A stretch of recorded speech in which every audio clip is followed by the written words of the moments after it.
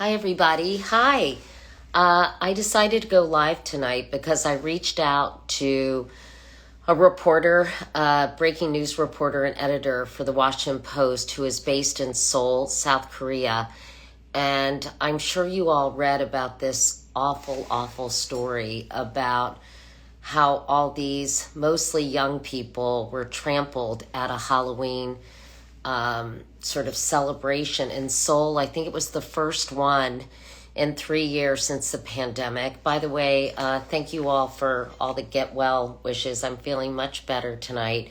But Kelly Kasulischo is a reporter for the Washington Post. She spent 4 years covering North and South Korea as a freelance foreign correspondent. Has worked at the New York Times and Bloomberg. And so I thought we could just get the latest information about what happened. There you are, Kelly. Thank you so much for doing this. Yeah, thanks for having me, and I'm glad that you're feeling a little better. That Thank, I'm pleased to hear that. well, thank you. But obviously that is nothing compared to this horrific tragedy that you've been covering. I went to Seoul with my husband on vacation before I went to Pyeongchang to cover the Olympics. I did the opening ceremonies a couple years ago.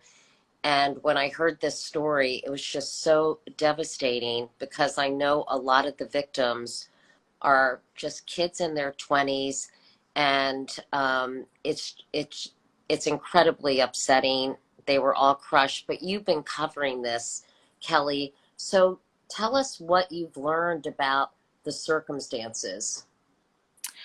Yeah, I also live in this neighborhood, and so it certainly felt very close to home. On Saturday night, I had thrown a small Halloween party in my house to avoid these exact crowds. Because in 2018, I accidentally was in the area on Halloween weekend. I didn't even know that it Hmm. was Halloween, and I remember feeling crushed in the crowds, and it took me about an hour just to get a few meters off the sidewalk. So it was pretty bad back then. Um, this is the first big celebration since the pandemic. It's kind of an informal insider thing where all the bars and the restaurants maybe put on events, or people just know to dress up. And Halloween is not traditionally celebrated in Korea, but I think because of Netflix being available in Korea and just an interest in American culture in recent years, more and more Korean people have joined foreigners in coming to this area and dressing up. So there's an estimated 100,000 people that were there on Saturday.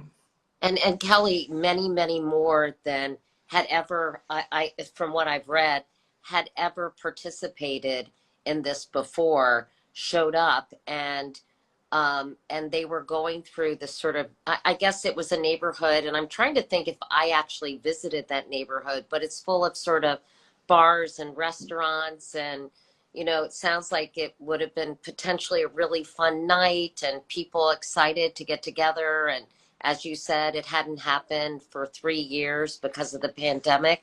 But there was this narrow passageway or a narrow sort of alley. And it sounds to Yes. me like it sloped down somehow. But I could be wrong. But sort of the crowd started pushing from the back, and it was almost like a domino effect. Yeah, so I've spoken to many people who were there, and I was there on the scene pretty quickly as well. The alleyway is on a downward slope, and it's also quite narrow. And the reason why that alleyway is so important is it connects the main commercial street where people get off the subway station to the street up the hill where all the bars and clubs are. And there are Oh, also bars and clubs that are accessible through that alleyway. So anyone who's trying to go in or leave, they don't have to pass through that alleyway, but it's the most convenient way. And from what I've heard from many, many witnesses who were there, basically they were in worse than elbow to elbow crowds. I mean, people couldn't lift their arms. The crowd was swaying left to right because of weight shifting. One person who was pretty severely injured that night told me that her feet were completely off the ground before, the big crush happened, the casualties started happening.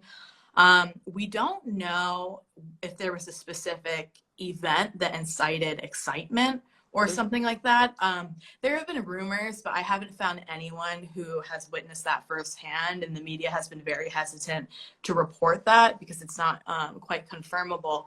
But, I spoke with someone who survived last night, an exchange student from Mexico, and she said very quickly, there were people on top of her, there were people underneath her, and they were screaming, and she could only her neck and her head were above other people's bodies. And she said slowly the screams started to fade because those people were losing consciousness. Wow. It's a really I mean, I'm getting chills just talking about it, honestly. Really, really horrifying event. And because of the pileup of people, the emergency services really could not reach that area. And a lot of people were trying to drag whoever they could out of the way to give them CPR, but it was civilians trying to help civilians and people who are not trained to do that kind of medical care. Honestly, I mean, it does make you almost sick to your stomach thinking about all those poor people. 153 have died, 82 injured. And again, from what I have read, a lot of those injuries are quite serious for the people who are still hospitalized. Yes. 56 men, 97 women, Kelly, most of them in their 20s and 30s. I saw pictures, people were dressed up. And I think one of the obvious questions is what was going on with security? I know an investigation, a period of mourning was announced, and but were security officials and police just wholly unprepared for the sheer numbers of people that showed up? What do you think happened? It does look like they were unprepared. I know that I certainly did not see a lot of police earlier that night. I spoke to many, many people who were there or in the area. I think the highest estimate that someone gave me was that they saw 12 police officers in that entire district of Itaewon, which is quite large. And all of them had said the same thing. They saw a few police officers directing traffic away from that alleyway, away from the bar street, near the subway station.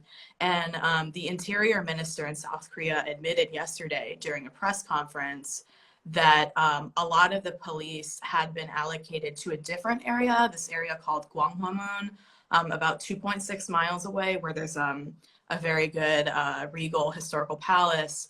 And that authorities had not anticipated that this was going to be a larger Halloween. I think there are a lot of questions about that simply because even in 2018 and 2019, the crowds were quite large. I'm not sure if anyone had expected this kind of crowd crush this Halloween, but as I mentioned before, it was elbow to elbow foot traffic, and it would take an hour to simply move a few yards down the street because there were so many people. I understand that all the victims have at this point been identified. Again, if you're just joining us, I'm talking to Kelly Cho. Am I pronouncing Kelly Kasulischo? Is that correct, That's Kelly? perfect. Yeah. And Kelly is a breaking news reporter and editor at the Washington Post, based in Seoul, South Korea, where this tragedy happened. But people have been identified. I think the sheer numbers is just so heartbreaking. And I've been reading about this all day. And this on top of this horrible ferry accident in Yeah. 2014. I'm not sure if you were in Seoul, Kelly, when this happened, but it sank and 250 students drowned when it capsized on a school trip. And I think they were high school students, if I'm correct. Yes. Yeah. We're talking about an enormous number, all told, of young people who have died in that tragedy, and now coupled with this one. Yes, and there were serious safety failures with the Seoul ferry accident as well that came to light, and that really outraged the population at the time. I was not here the day of the ferry accident. I was here about a month later visiting family, And what I remember from that time that was shocking to me as someone who was primarily raised in the United States was it truly felt like a national grieving process. Even people who had not known these families waited in the sun for hours just to get in line and drop a flower on a memorial site. Comedy programming was taken off television for several weeks. You don't see that kind of reaction necessarily on such a national level when we have disasters in the US, certainly in wider communities. But yeah, it does remind me of that time because I cannot think of any disaster since then that is as bad as this one in Itaewon. And I read, Kelly, that a lot of things have been closed and canceled in the wake of this tragedy. What is going on in Seoul today? And can you just tell us kind of the status of things? I think, yesterday there certainly weren't people out in costumes celebrating Halloween. It used to be the kind of tradition where Friday, Saturday, Sunday, there would be people who still do that. I've passed a cafe that shut down right across from the alleyway as a gesture of respect for the victims. It's a lot of things are kind of informally being canceled as well. The president has declared, this a national mourning period. And even though the South Korean media has censored or, been a little tasteful about what kind of footage they've aired from the event, I know that, South Koreans are looking to foreign media to get a better sense of what's going on. And I think there's a collective shock because even I have seen footage, including exclusive footage of people just basically lying on the ground nearly naked. It really was horrific. I wondered if there was security camera footage because I've been, as I said, following the story all day, and I looked and it's mostly aftermath photos. But I wonder if at some point there is security camera video that will give people a better idea just how this happened, that might become available. Although maybe it's too graphic and too upsetting for the family members. I know that we are certainly at the Washington Post looking into that. In that specific alleyway, I've heard from multiple people that some of the bars and clubs were trying to pull people in to save them from that crowd crush. But also, I had heard that two businesses in that area were actually shutting people out. Maybe they were confused that it was a riot or something, but they were locking their doors and barricading people out. I am looking into that because I would like to see how those businesses were responding. If you were stuck in that situation at that time in that alley, there's really nothing you could have done to save yourself.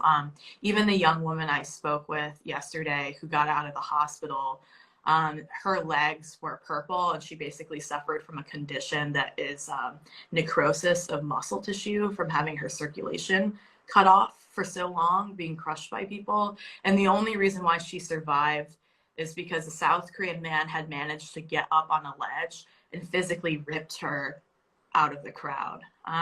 It's pretty horrific. I do not know if we'll be able to obtain that footage, but we hope so.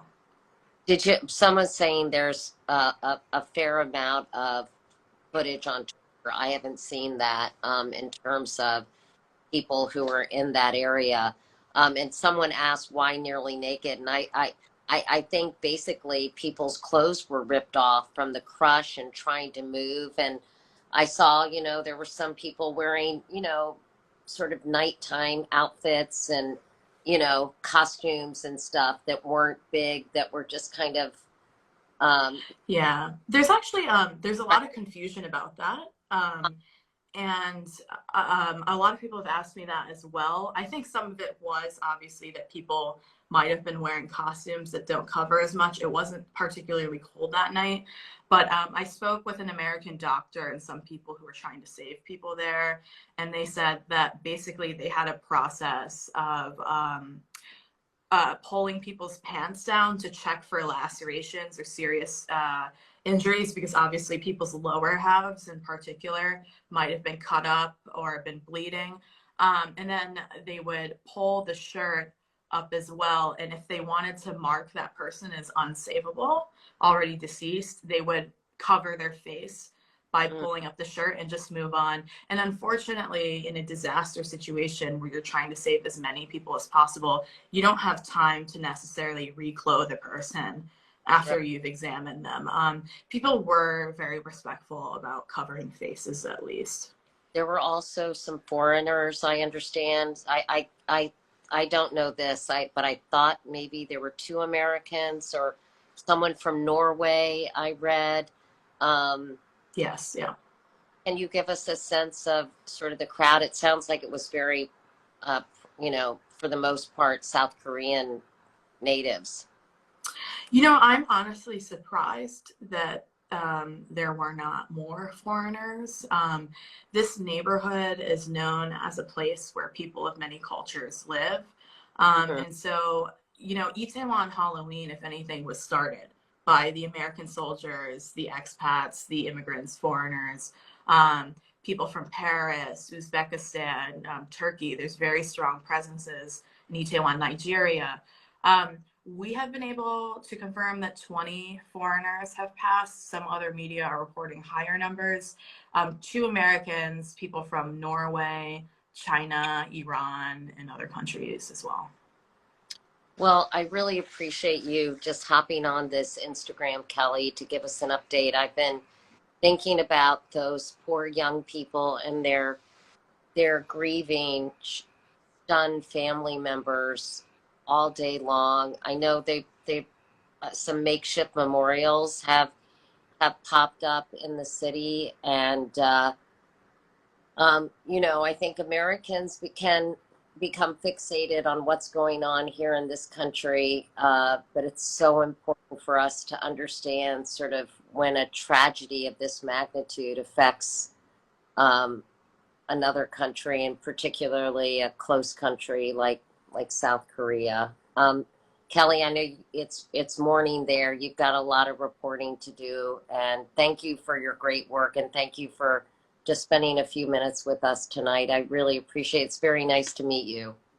Yeah, it's nice to meet you too. I'm obviously a big fan of yours. And yeah, thank you for having me on. I feel like it's important to get the story out, not only because, South Korea has so many ties with the United States, but because this is also a story about young people who are just trying to have a good time after the pandemic.